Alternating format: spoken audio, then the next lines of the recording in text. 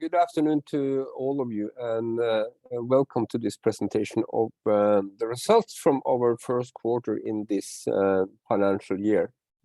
As usual, I'm here together with Septima Maguire, our CFO, and in the presentation we will follow the usual program, starting with me giving you some highlights of the first quarter. Then Septima will go through the financial numbers in more detail before we are going to cover the outlooks for the company in the time to come. And of course, at the end, there will be we are open for questions from all of you. So let me start out with some highlights from our first quarter, which has been a good quarter for us, a very good quarter for us, with good strategic, operational, and financial progress for Benchmark. Again, we are showing a continuation of the progress with improved top line and earnings from operations that we consistently have shown since the reset of the group at the end of our financial year 20. And this time even the step and the progress that we have taken is even bigger than in previous quarters. And it's explained by significant events that brings us forward to an even larger extent than before. Those of you who have been following us probably understand that I'm pointing to the progress that we are showing in this quarter in our health business area. Finally, we are really starting to get there, showing adjusted EBITDA of 4.1 million and a positive cash flow from this business area in this quarter. Needless to say, this is a significant milestone for us that we have been working hard to achieve for a long time.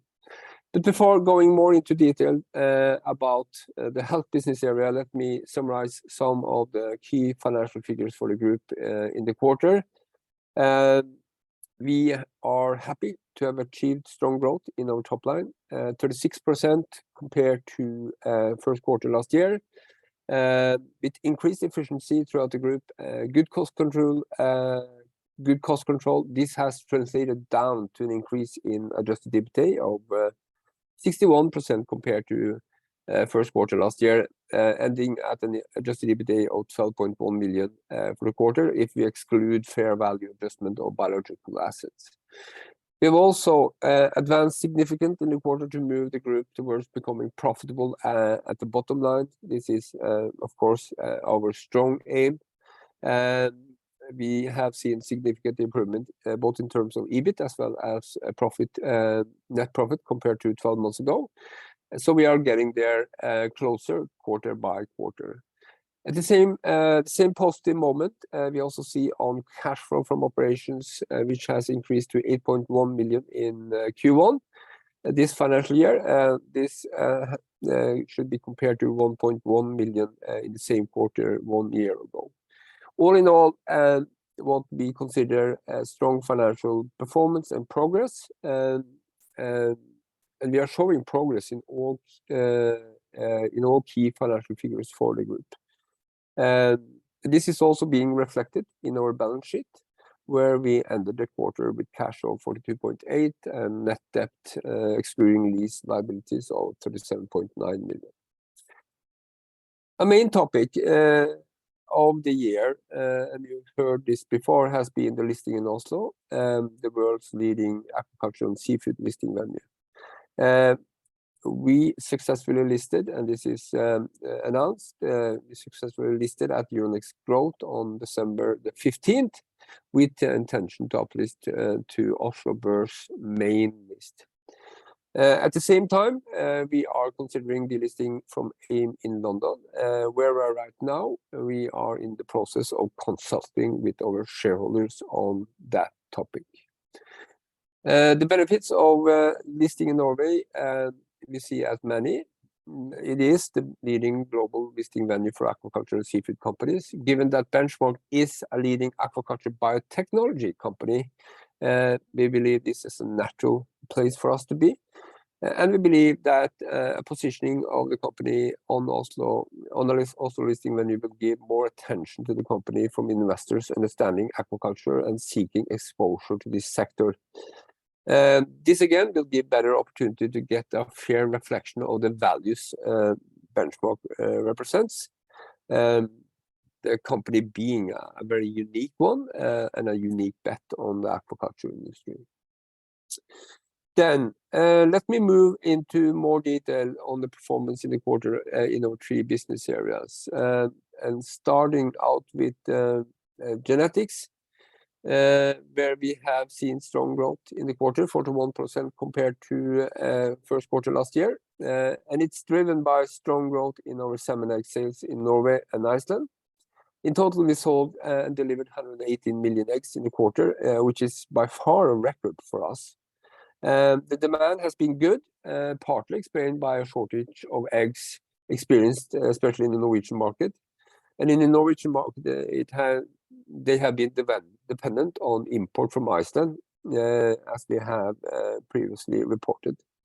The high volumes of egg sales has only been possible for us due to the investment that we did in the new incubation center in Iceland. It was a very timely investment. We just finished it, so we could benefit from the increased demand that we have seen in the last quarter.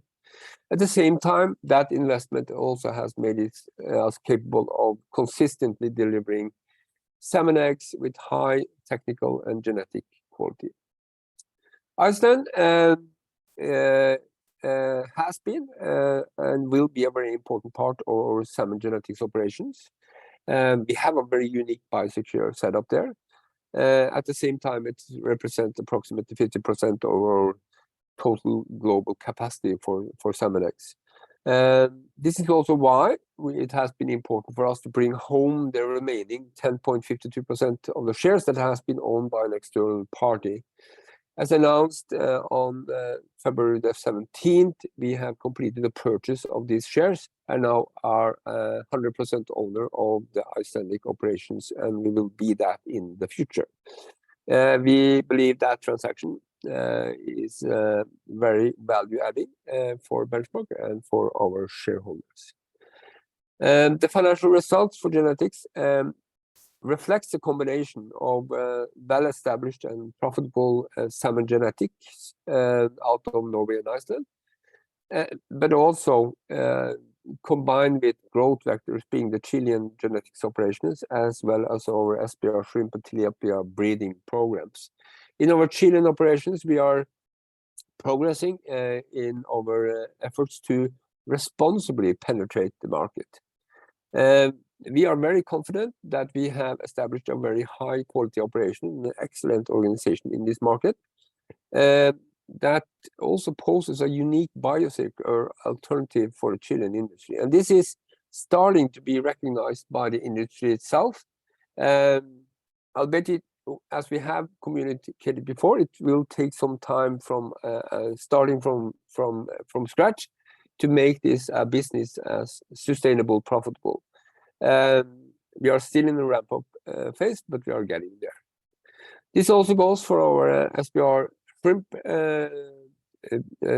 genetics program, where we have a temporary slowdown in commercialization. We are still in the market, but in order to refine product offering based on the customer feedback from the first commercial cycle, we have what we define as being a commercial slowdown there.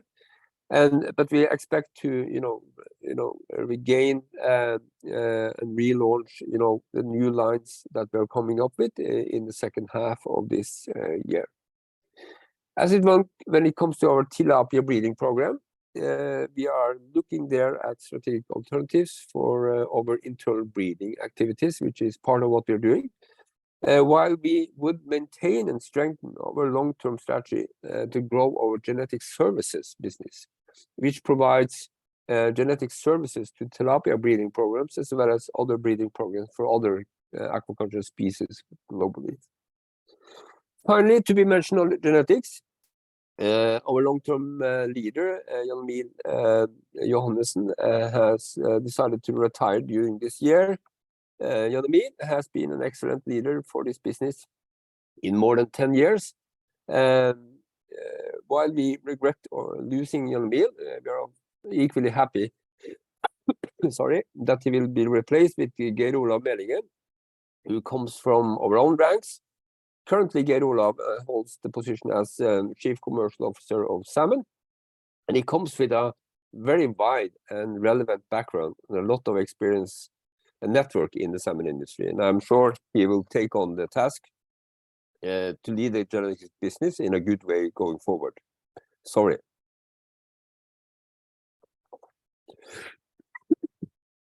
Moving over to our largest business area, advanced nutrition, where we again have seen a continuation of a very strong commercial performance in the first quarter in the financial year. Our top line growth within this area ended at 19% with an adjusted EBITDA, and that grew 23% year over year.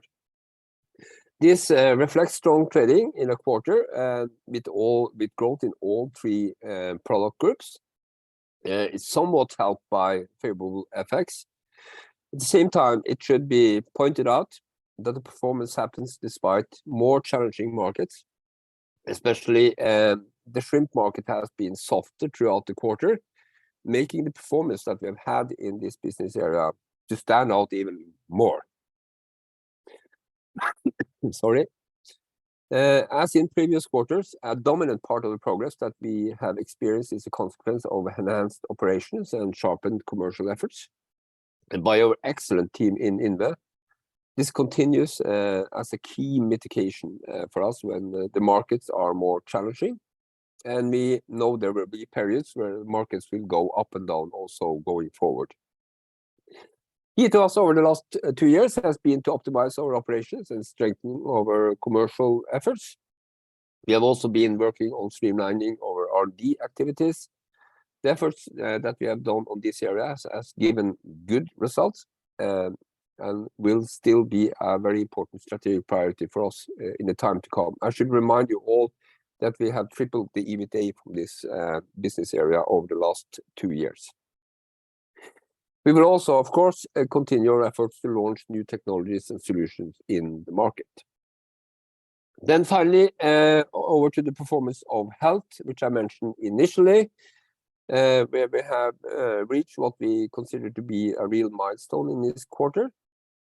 As I alluded to, for those of you who followed our year-end Q4 presentation last year, we saw a significant positive shift in the adoption of Ectosan Vet CleanTreat, the solution from the beginning of the main sea lice season early last fall. In Q1, this finally comes through in our financial numbers. Adjusted EBITDA for our health business area ended at 4.1 million in the quarter. And it has been a quarter where our health business area has been cash positive after many years of significant investment in a solution that we really believed in and that we now see that the customers, which currently is the Norwegian salmon farmers, also believes in more and more. As I stated, this is a real milestone for us. A milestone that we believe we will continue to build on. The solution is used by an increasing number of customers that see the properties and capabilities of the medicine demonstrated in their operations. And we are progressing well, making the solution in its current configuration operationally more and more efficient. This increases the usability of the solution for the customer. It makes it more financially viable, both for us and for the customers. We are also progressing our efforts on a new business model aiming at making the solution less costly and capital intensive in the future. Experience so far tells us that the progress on this will be dependent on adaptation in new large wellboats that enter the market where the solution can be integrated. Add-on to already finished wellboats is more challenging, and it will easily require more significant rebuild. So integration will be dependent on adoption in new wellboats coming in the future.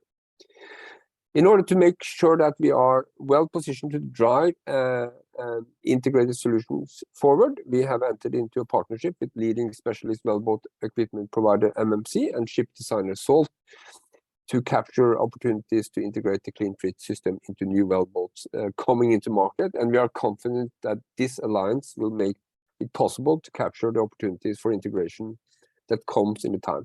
Both MMC and Salt are very, very reputable companies in this market. Meanwhile, the current configuration of the CleanTreat installed on the so-called PSV also shows feasible, and you can see that from the numbers from the first quarter. The flexibility this configuration provides makes the solution that the farmers know they seem to work well with. For some, it might also be the solution that they go for in the long term. Key for us will anyhow be to reduce our exposure to the cost of the infrastructure, while we are very open to facilitate customer-owned setups. Most likely, we will see a future with a combination of integrated wellboat solutions for the CleanTreat, as well as customer-owned CleanTreat systems on other platforms as the current PSV solution. Finally, just a word on the strong development that we have seen in the use of Salmosan in Canada, Norway, and Faroe Islands. Growth has been driven by a variation to the marketing label, which supports a longer product exposure. But it's also a consequence of enhanced engagement with our customers. When we are coming into the market with Ectosan, they see that they can use that in combination with Salmosan. And it poses a complete solution for them that they are using more and more. And this development that we have seen over the last period, we believe is also a development that we will see in time to come. That was my initial comments on highlights. I apologize that I have a cold, but now I'm giving the word over to Septima to take you to the financials. She has not a cold, so over to you, Septima. Thank you, Trond. So if we can move to the next slide, please. Quarter one has been a great start to the year, with the core business continuing to deliver on all fronts, with revenue growth of 36% and adjusted EBITDA growth of 48%, getting the operation leverage we've been moving towards, and then therefore increased adjusted EBITDA margin expansion. In addition, given the increase in depreciation and amortization from CleanTreat and Ectosan, it's particularly pleasing to see that we're increasing the results of adjusted operating profit of £5.7 million in the period. And then this in turn has allowed us to shrink our loss for the period from £5.1 million to £0.7 million in the period in question. Just as a reminder, we use an adjusted EBITDA metric excluding non-cash fair value uplift for biological assets. And this is to allow investors to get a clearer view as to how we perform from a purely trading perspective. Excluding this, adjusted EBITDA grew at 61%. Now, the main focus for the group for the year is cash generation, getting the group to be cash flow positive, with focus on good trading, working capital management, and controlled CapEx. And we've made good progress on this in the quarter, and we'll look at that later in the presentation. So if we can move on to the next slide, which is focusing on our genetics business area. So salmon genetics is the main revenue generation in this business area, and this continued to grow in the quarter, with sales of 118 million salmon eggs versus the 76 million in the same quarter of last year. That's growth of 55%. Now, this volume growth, aided by better product mix and price effect, grew salmon egg revenue by 61%. Additionally, with high salmon prices, harvest income continues to grow and provide good ancillary income in our core salmon genetics business. Within this business, the business grew gross profit from 7.4 to 7.7 million pounds. Now, gross margin, excluding the fair value adjustment, fell in the period to 36%, mainly driven by one-off maintenance spends in CapEx, which made the cost base lumpy. Additionally, shifts in product mix and the impact of the sales in the new growth areas diluted the gross margin, but we do expect it to normalise as we progress throughout the year. And with good cost control in our core business, we increased adjusted EBITDA excluding fair value to 3.7 million, and the adjusted EBITDA margin maintained despite ongoing investment in growth vectors. Moving on to the next slide to focus more on the decoupling of our business area. So the core business in genetics is our salmon egg business in Iceland and Norway, and this continued a trend of strong sales in Q1, which in turn allow us to support the growth areas of salmon Chile, SPR shrimp, and tilapia. We're aware that these growth vectors are consuming cash from the group, and during Q1 we reviewed each of these areas with that lens. From an action point of view, we focused on being very cost conscious, focusing a targeted commercial effort in Chile, refining the product offering in shrimp, and expanding markets for tilapia. Our growth area within salmon genetics from Chile is relatively newly launched and is starting to see customer momentum, but it's slower to translate to sales than I would like. This has resulted in an adjusted EBITDA loss of 1.1 million pounds. On our SPR shrimp programme, as Trond noted, we've temporarily slowed down the commercialisation and will reinitiate it once we've refined the product offering within the market. This has resulted in an adjusted EBITDA loss of 0.9 million in the period. And with respect to tilapia, storms in Florida impacted on production in Q1, and this coupled with lower sales resulted in an adjusted EBITDA loss of 0.4 million pounds. The growth CapEx of 0.7 million relates to additional new tanks at Salton to support us getting to 150 million capacity.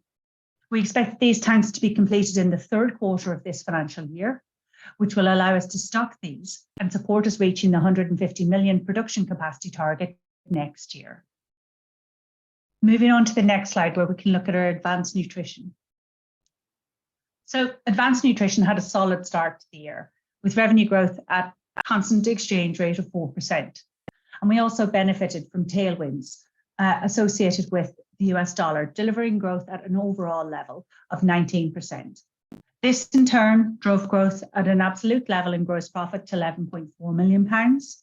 And this was supported by flat gross margin. Continued good cost control drove adjusted EBITDA to increase by 9% to 5.3 million pounds in the quarter. Now, during the period, we also had two payments, as is normal, on our GSL Artemia contract, which totaled $5.8 million. The next payment associated with this contract will be in the third quarter of financial year 2023. In terms of the GSL Artemia harvest for 22-23, this completed in January 23 and was slightly below last year's levels.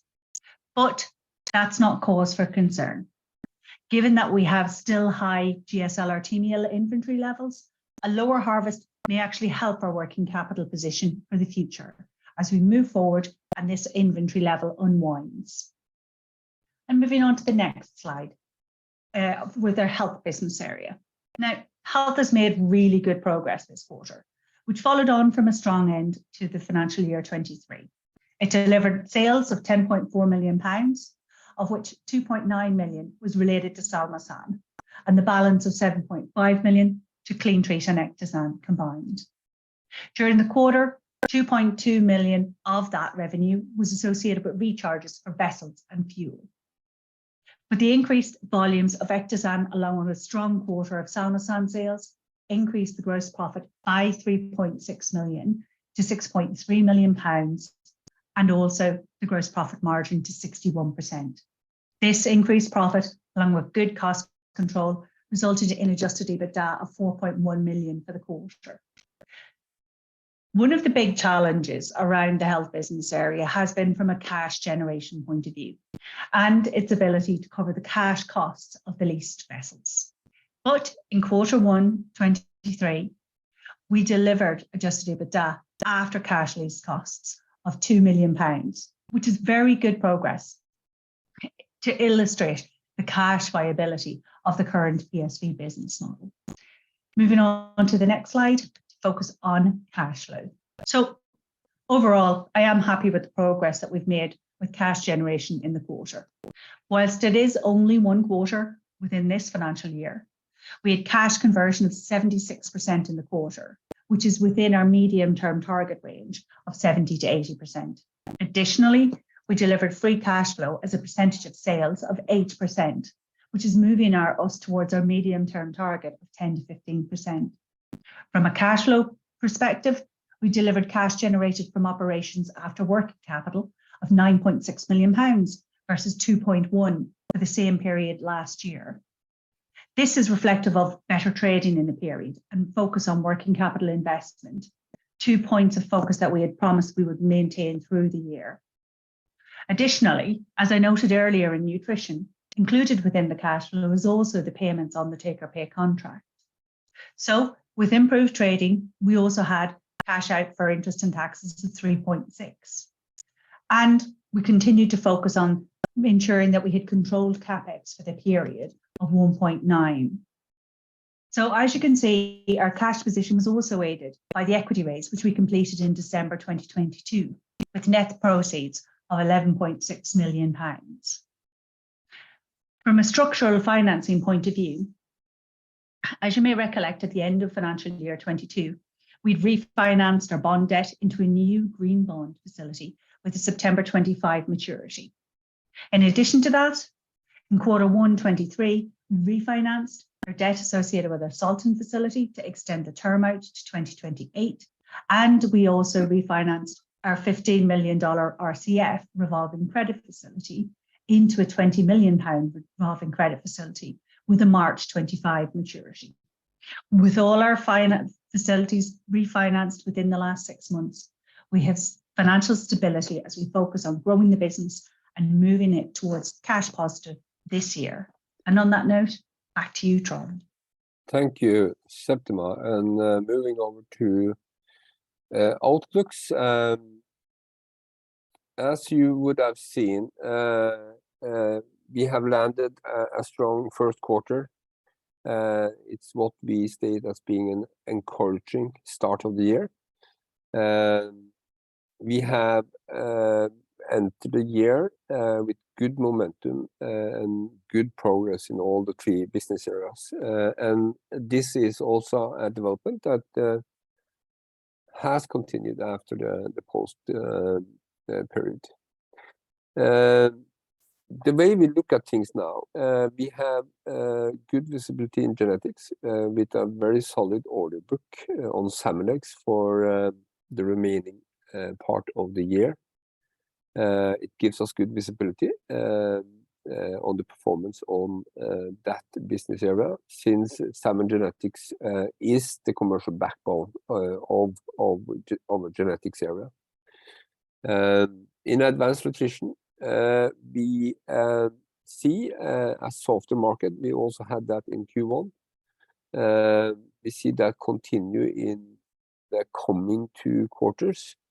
But what we've seen from Q1 is that the business is doing well in these circumstances, and we are positioned to mitigate the effects of more challenging market conditions. We also expect to see a better market situation at the second half, in the second half of the year.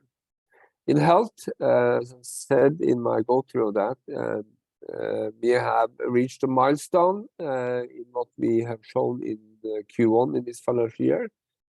We expect to build on the progress in adoption that we have seen. This has already been evidenced in entering into Q2. But it should be mentioned that both Q2 and especially Q3 are quarters where the intensity in demand and intensity in the sea lice treatments are a little bit less, and definitely less than we expect in Q4 and at the end of this financial year, but also in Q1 in the coming financial year.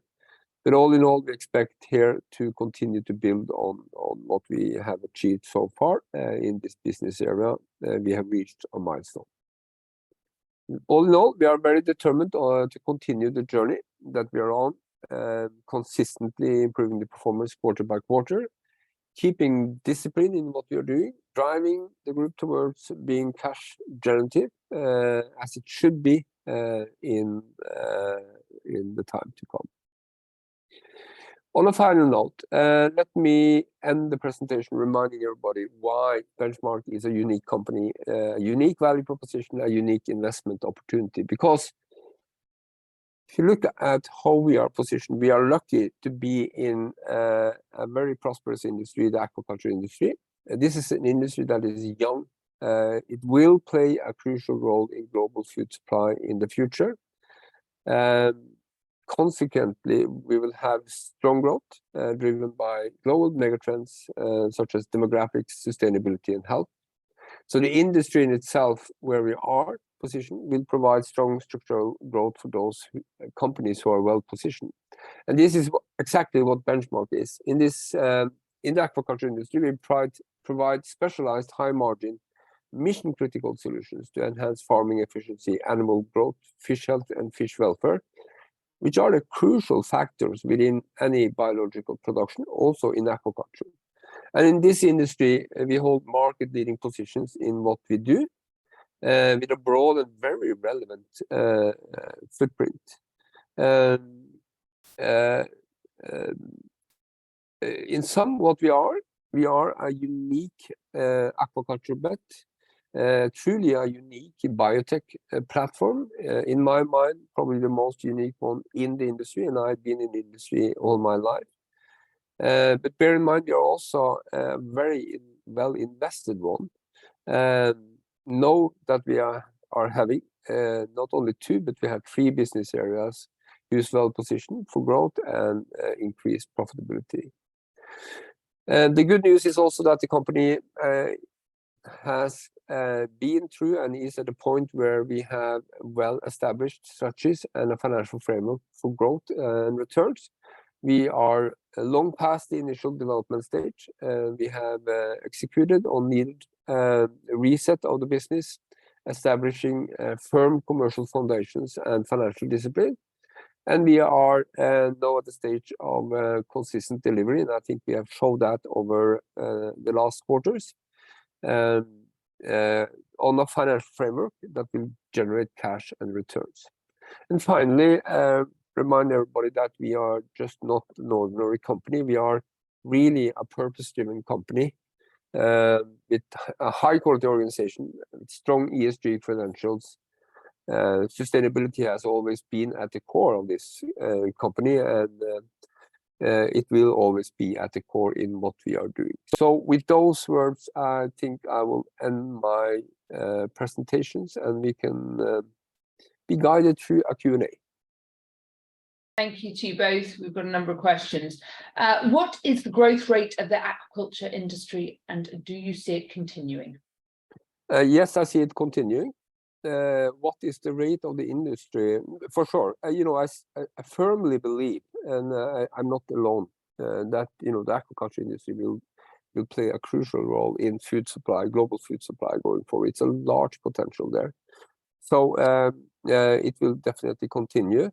The question, which part of the aquaculture industry? Because if you look at the salmon industry, the most developed part of the aquaculture industry, it has always been capped in a way in terms of growth, and we are talking about their 1 to 3% now over the next coming years.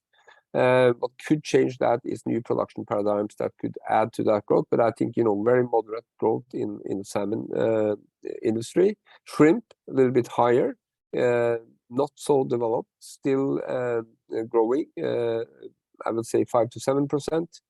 And then we have new species coming in. and other species coming in, that will grow at a quicker pace. And we are positioned to have business in all these species.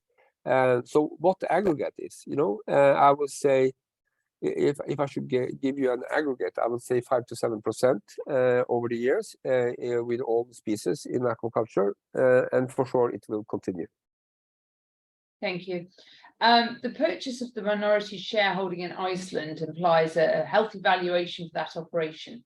Have management considered whether the group has a greater valuation on a sum of parts basis, and has a breakup of the group been considered?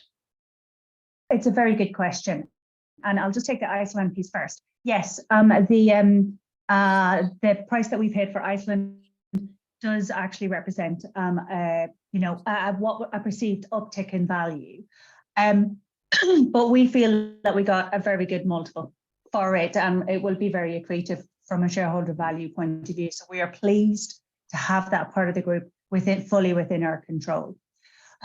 As management, do we see that the sum of the parts versus the current market capitalization, potentially there is upside in terms of value?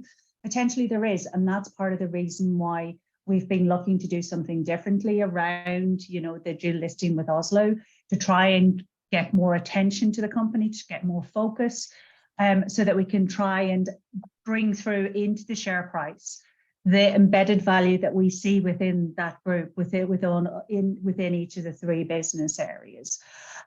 So in the first instance, the focus of the management team has been, and the board has been, to try and push that value into the share price for the benefit of all of the shareholders. Yeah, and I would just add, remind everybody that, benchmark is, and I said that also in my presentation, we are a very unique platform in this industry, very unique platform in this industry with a lot of potential. Good. Moving on to health and Ectosan, can you talk us through a little more around the adoption and how that happens from customers? Yeah, it's like, when I did the Q4 full year presentation last time, I said that we have experienced an increased adoption, and demand for the solution starting actually mid-August last year. We saw that a little bit reflected in the numbers, in our Q4 numbers. And what we now see is that, that development has really continued into our first quarter, and it's really reflected in the numbers that we see. There have been some front runners who have been using it all the time. What we see is those who have been front runners, they are using it more and more because they are more and more convinced of the fact that it's a good solution.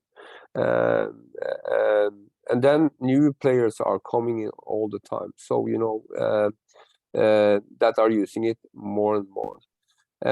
When we started with this introduction of this into the market in August in 21, we had to overcome some hurdles. One of them was that we need to convince the farmers that this is actually a good solution, and that always takes time. And now they see it proven. No, it's not only talk from our side; they see it proven in the industry. So that has overcome. Then they thought we came with a setup that was cumbersome. There were limited number of wellboats who were very well fitted, so the efficiency at the beginning wasn't too great. No, more and more wellboats are being rebuilt to fit this way of sea lice treatment, and the efficiency in the solution is getting better day by day. So we have come over that hurdle. And the third hurdle, which was that we are not particularly been aiming at pricing this at a low point. We would like to have value for the solution that we have in. And with the demonstration in practice that this solution is actually a good solution. It's not only a solution that Trond Williksen tells is a good solution, it's actually a good solution, that they see that efficiency in using the solution is increasing day by day. It's also easier to argue that the price we are charging is justified, and we've been extremely disciplined on that. And we hear Still, of course, a farmer will always complain about the price, but we hear much less about that now. So that has been the development, and we expect to continue to build on that, by running better and better operations. Would it be fair to say then, building on that point that you made then, that the adoption patterns that you are seeing from customers, it's speeding up in terms of, you say, belief and trust in the product, but what before might have been a longer testing period has now shortened? Yeah, and the new customers that we see are coming into the portfolio now. They spoken to the front runners, so they are not really, they are just confirming it for themselves, basically, so the testing period is getting shorter and shorter. That's true, yes. So but we'll see, of course, as I pointed out, we'll see variations during the year that will follow the pattern of the sea lice pressure. Sea lice is most a problem when the sea temperatures are high, meaning from midsummer throughout Christmas, New Year's. Then you get into cold seawater temperatures. Then it's still sea lice pressure, but less. Then you get less demand for it in that period, but still demand. And then it will ramp up again from summer and throughout the year. So you see that kind of pattern throughout the year. Thank you. Moving on to the Oslo Exchange, the volume of trades are currently very low. This doesn't seem to reflect the rationale for a full list there. What are management's thoughts? The volumes are too low, yes. I should remind everybody that we still have very, very few lines there. So the liquidity in the share there is too low now. The fundamentals around Oslo as a listing venue, when it comes that it's the leading aquaculture and seafood listing venue in the world, that still stands. We just need to take our place in that market and get the light on the company that we are seeking. We know there is not only Norwegian, but it's a huge gathering of international investors who go to Oslo to seek exposure to companies that are in the aquaculture sector. We are working on getting their attention, and we believe that having these investors also adding to our shareholder register, will increase the possibility to enlighten or to release or to enlighten the real value that we're sitting on in benchmark. I would also add, when we did the initial dual listing, we did announce the fact that we were doing the initial raise to achieve the regulatory hurdles, because of the fact that market conditions were not good for any listing at the time at which we did it.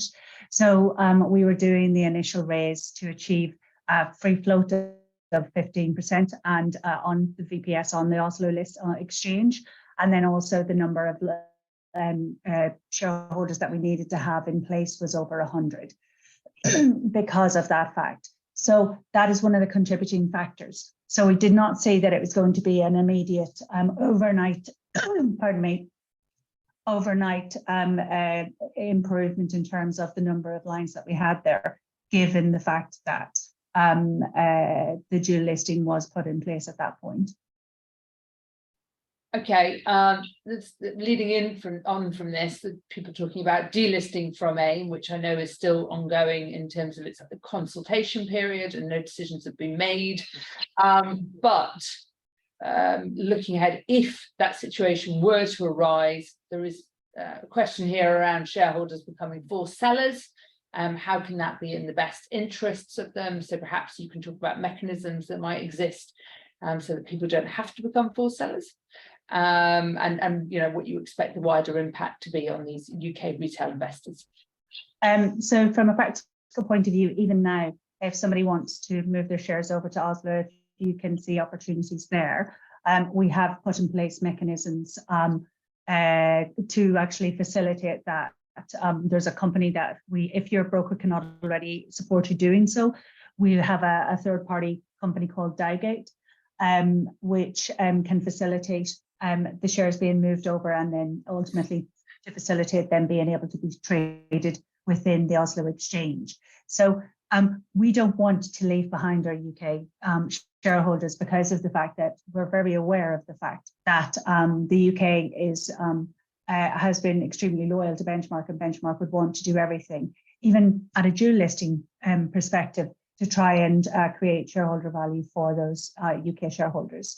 There is on our website, within our investor relations section, a section on the Oslo listing, and there is a shareholder question and answer section, which will also provide more granular details as to some of the Q&As that you may have as a shareholder, and then what options under the dual listing that we currently have are available to you to avail of potentially 2 liquidity pools, one in Oslo and one in the UK. Extremely helpful, thank you.